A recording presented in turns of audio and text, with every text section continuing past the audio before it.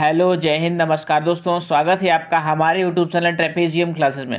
दोस्तों, आज हम बात करने वाले हैं पर्यावरण अध्ययन के जो इंपॉर्टेंट क्वेश्चंस होते हैं। डेली मैं आपके लिए एक सीरीज जो है आपकी एक वीडियो में लेके आता हूँ। उस वीडियो में आपको इंपॉर्टेंट क्वेश्चंस होते हैं, डेली आपको करवाता हूँ। तो इसमें आज हम बात करने वाले इंपॉर्टेंट वन लाइनर। ठीक है, कौन से क्वेश्चंस होंगे आज के? इंपॉर्टेंट वन लाइनर क्वेश्चंस होंगे आज की जो हमारी जो वीडियो है 17वीं वीडियो है। इससे पहले की जो वीडियो अगर आपने नहीं देखी है तो डिस्क्रिप्शन बॉक्स में प्लेलिस्ट की लिंक दे दूंगा, आप वहाँ से वीडियो को वॉच कर सकते हैं। ठीक है, और वीडियो के क्या आप पूरा जरूर देखें। वीडियो की कमेंट बॉक्स में आप पूरा देखने के बाद कमेंट के माध्यम से आप बताइए कि आपकी जो वीडियो आपको कैसे लगी। ठीक है, जो आपकी जो परीक्षा पॉइंटर है सीटेट यूपीटेट क्रैक सीरीज है, बनेंगे तो सरकारी मास्टर है। जो हमारी क्या है उद्देश्य हमारा ये है कि हमें क्या एक सीट पक्की करनी है। सीटेट यूपीटेट का जो एग्ज़ाम होगा, एग्ज़ाम होने के बाद जो भर्ती आएगी उसमें क्या हमें एक सीट क्या है फिक्स करनी है। ठीक है, क्या करनी है? हमें एक सीट फिक्स करनी है। चलिए देखते हैं इंपॉर्टेंट क्वेश्चन क्या है आज के। आज का जो क्वेश्चन है हमारा, आज का जो चैप्टर रहेगा सबसे पहले वो हमारा रहेगा भारत विविधता में एकता। मतलब जो भारत के जो इंपॉर्टेंट क्वेश्चन हैं विविधता में एकता के, उन सभी के बारे में आज वन लाइनर में मैं लेके आया हूँ, इस वीडियो में बताने वाला हूँ। ठीक है, तो आज का जो पहला क्वेश्चन है वो क्या है? भारत देश को इंडिया नाम किसने दिया? जो भारत देश है उसको क्या है इंडिया नाम किसने दिया? तो किसने दिया है दोस्तों?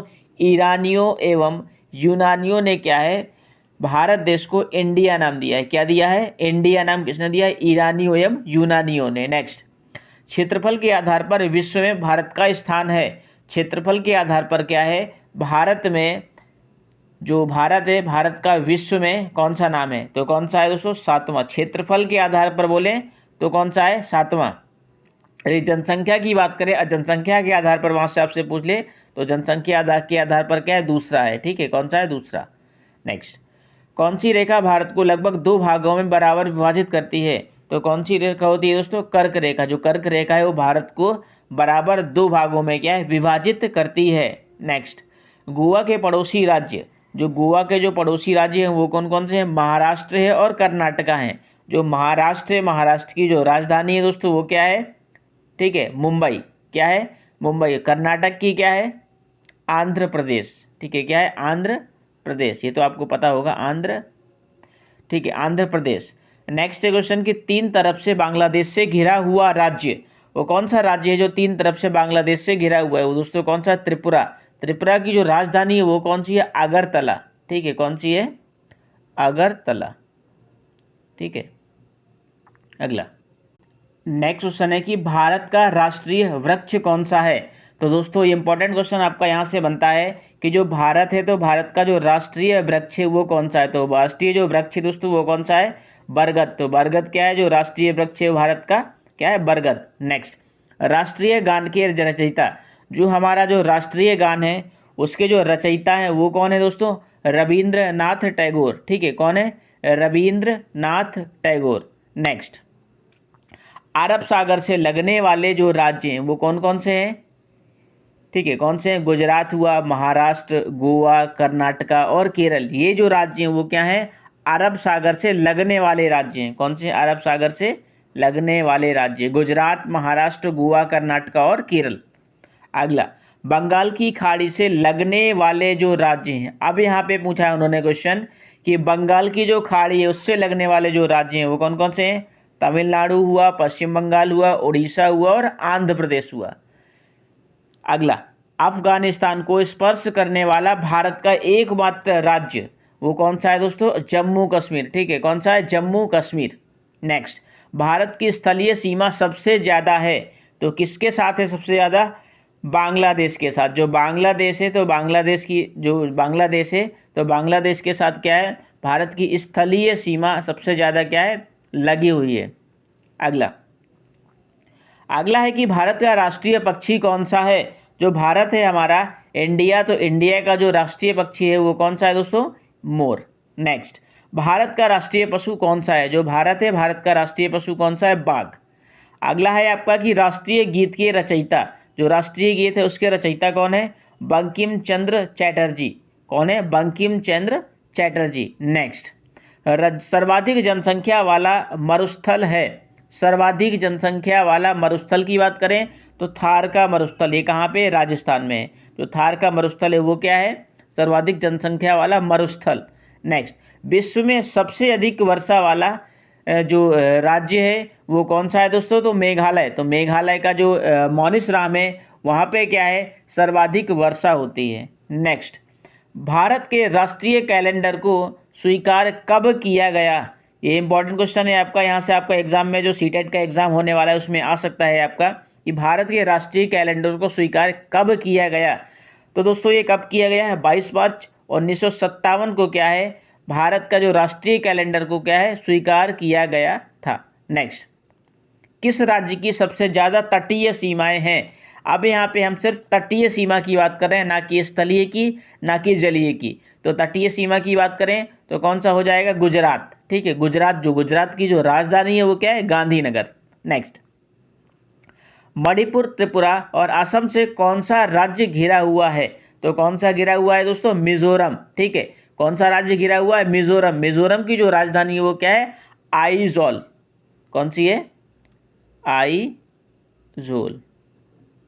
ठीक है, अगला क्वेश्चन है हमारा कि भारत की सबसे ऊंची चोटी जो केटू के नाम से जानते हैं, गाडविन ऑस्टेन, जो इसकी जो ऊंचाई है वो इतनी है 8611 मीटर है। ये किस पर्वत श्रेणी में स्थित है?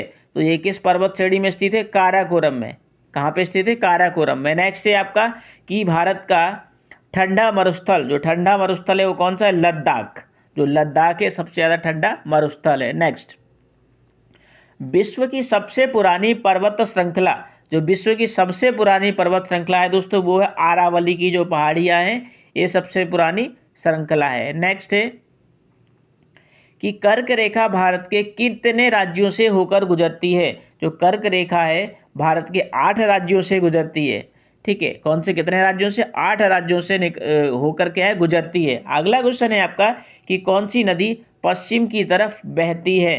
तो तापी जो नदी है वो क्या है, पश्चिम की तरफ बहती है।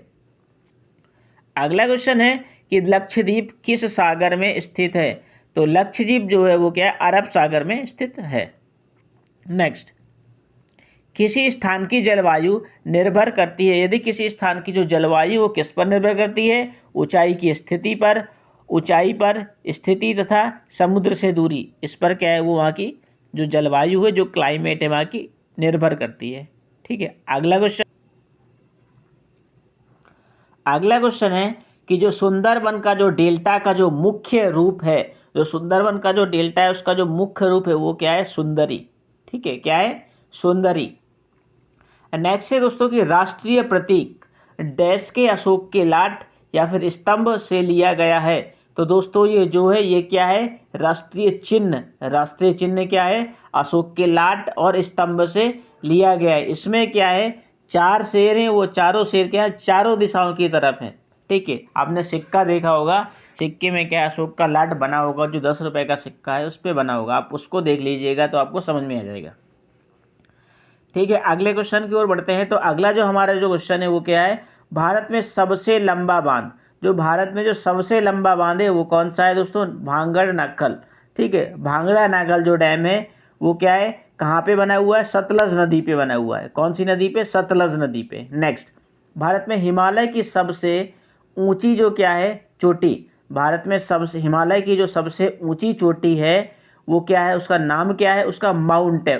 ठीक है, माउंट एवरेस्ट या फिर माउंट केटू, गार्डविन आस्टी किसी को बोलते हैं।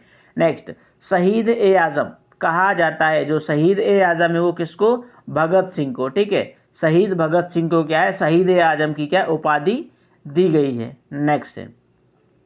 नेक्स्ट कुछ इंपॉर्टेंट क्या है, ये आपके सर्वाधिक जनसंख्या वाला राज्य, सर्वाधिक जनसंख्या वाले राज्य की अगर हम बात करें तो यूपी है। यदि हम सर्वाधिक जनसंख्या घनत्व वाला राज्य की बात करें तो बिहार है यहाँ पे। और जो सर्वाधिक लिंगानुपात वाला जो राज्य है दोस्तों वो है केरल। और अगर हम बात करें सर्वाधिक साक्षरता वाले राज्य की तो वो भी क्या है, केरल। केरल क्या है, लिंगानुपात में भी क्या है सर्वाधिक, और साक्षरता में भी क्या है सर्वाधिक, अव्वल है। नेक्स्ट, भारत में पूर्व से पश्चिम की तरफ बहने वाली सबसे लंबी नदी कौन सी है? भारत में क्या है, पूर्व से पश्चिम की तरफ बहने वाली सबसे लंबी नदी है दोस्तों, नर्मदा नदी। ठीक है, कौन सी नदी है, नर्मदा नदी। ठीक है दोस्तों, अगर आपको वीडियो पसंद आया तो चैनल को सब्सक्राइब कर लीजिए, लाइक कर दीजिए और साथ ही साथ वीडियो पे कमेंट बॉक्स में कमेंट करके बताइए कि आपको वीडियो कैसी लगी। Thanks for watching. जय हिंद। मिलते हैं नेक्स्ट वीडियो पे।